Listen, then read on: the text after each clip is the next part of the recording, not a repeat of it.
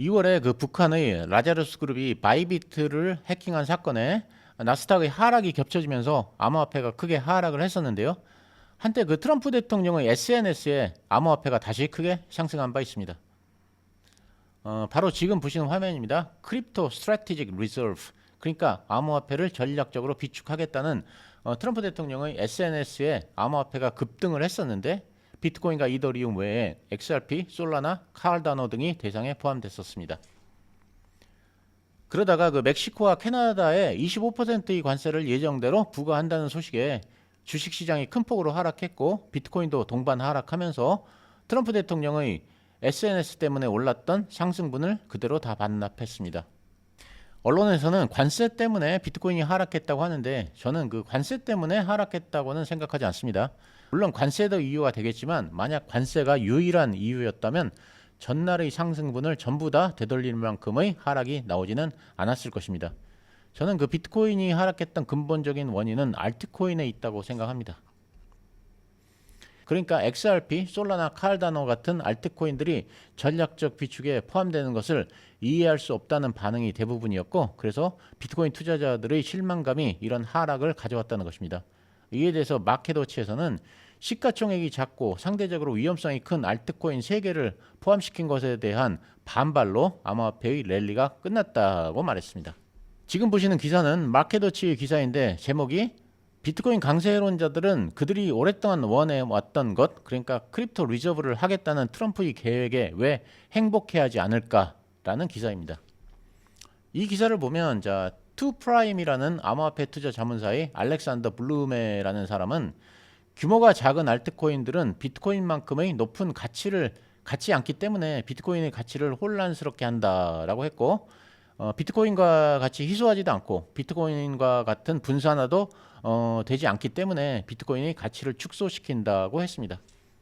암호화폐 거래소인 그 제미니의 타일러 윙클보스도 솔라나, XRP, 카르다노는 전략적 비축에 적합하지 않다고 하면서 자산은 금과 같이 가치가 입증된 하드머니여야만 한다고 했습니다. 브라이언 암스트롱 코인베이스 CEO도 비트코인만 보유하는 것이 아마 가장 좋은 선택일 것이고 이것이 금의 후계자로서 가장 간단하고 명확한 이야기다라고 했습니다. 코인펀드의 그 세스진스는 시간이 지날수록 전략적 준비금이 어떻게 작동하고 무엇이 포함될 것인지에 대한 의문이 더 많아지고 있다고 반응했습니다. 결론적으로 비트코인 투자자들은 알트코인이 크립토 리저브에 포함된 것에 커다란 반감이 있었고 이것이 코인이 하락한 중요한 원인이었습니다. 며칠 후 트럼프 대통령이 비트코인 준비금과 디지털 자산 비축금이라는 행정명령에 서명했습니다.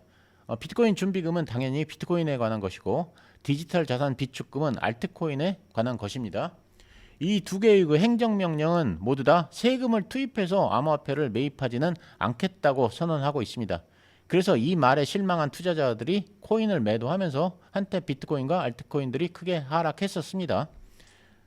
그런데 저는 행정명령 서명 후에 비트코인이 하락한 건 트럼프 대통령의 행정명령을 투자자들이 약간 오해한 면이 있다고 생각합니다. 비트코인이나 알트코인이나 모두 다 세금을 투입해서 매입하지 않는 건 동일합니다. 그렇지만 비트코인과 알트코인 간에는 확실한 차이가 있습니다. 먼저 행정명령에서 알트코인은 뭐라고 했는지 보겠습니다. 미국 정부는 알트코인으로 디지털 자산 비축금을 만들지만 몰수조차를 통해서 취득한 것 외에는 비축을 위해 추가로 자산을 취득하지 않고 재무부가 책임 있게 관리한다고 했습니다. 그러니까 알트코인은 정부가 몰수해서 보유하고 있는 것만 관리하는 수준에 그칠 뿐이고 추가로 구매를 하거나 정부 차원에서 추가로 보태지는 않습니다. 다시 말하자면 알트코인은 정부가 보유하고 있는 것만 열심히 관리하겠다는 것입니다. 자, 그러면 비트코인은 뭐라고 했는지 보겠습니다. 비트코인 준비금은 현재 정부가 몰수해서 보유하고 있는 비트코인을 관리하는 것도 맞고 세금을 투입해서 비트코인을 구매하지 않는 것도 맞습니다. 여기까지는 알트코인과 대략적으로 동일합니다. 그렇지만 비트코인 준비금에서는 재무장관과 상무장관이 다른 방법으로 비트코인을 취득하기 위한 전략을 개발할 권한이 있다고 했습니다. 그러니까 다른 방법으로 미국 정부가 비트코인을 더 늘릴 방안을 찾겠다는 것입니다. 이것이 비트코인과 알트코인의 차이점입니다.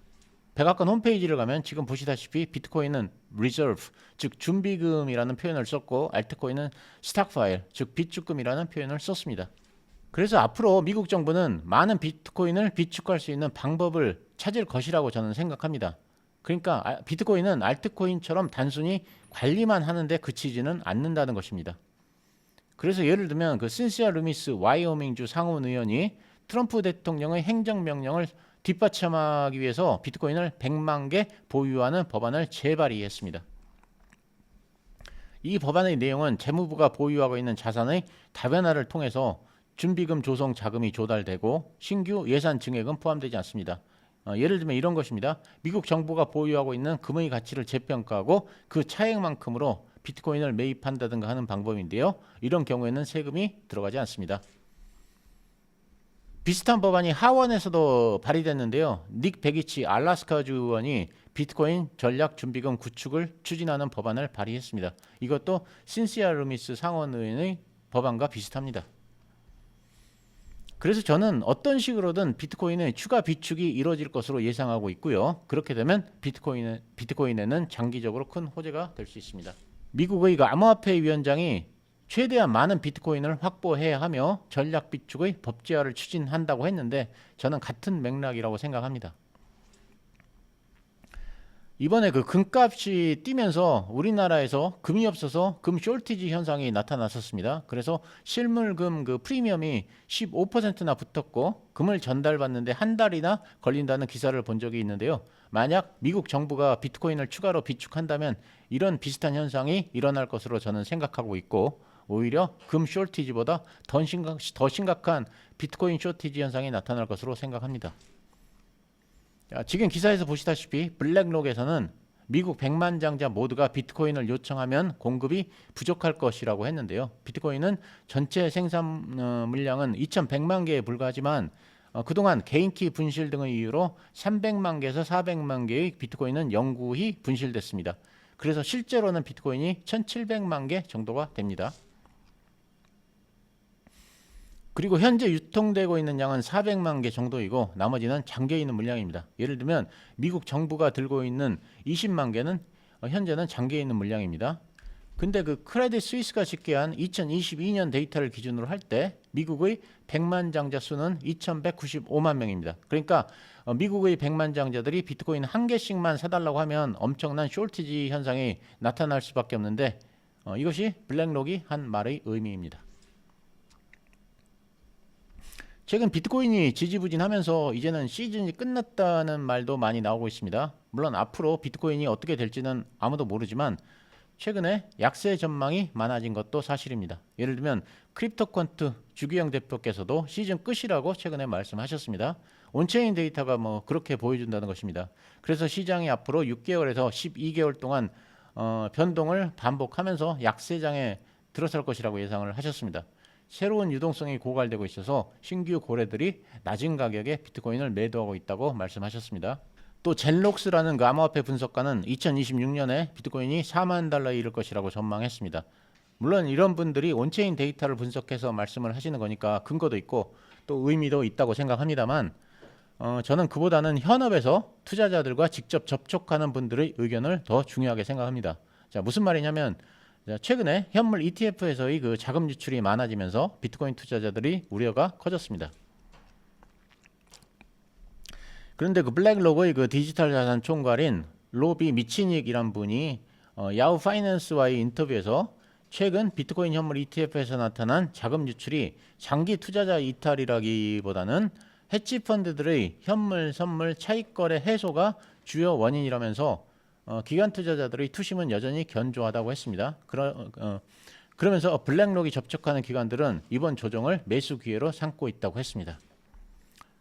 저는 이렇게 현업에서 투자자들을 직접 접촉하는 사람들의 뷰가 더 정확하다고 생각해서 이런 분들의 의견을 기술적 분석보다 더 중요하게 생각하고 있습니다. 자, 물론 오늘 드리는 말씀은 매수나 매도 추천은 아니고 제 의견일 뿐이니까 참조만 하시기 바랍니다. 감사합니다.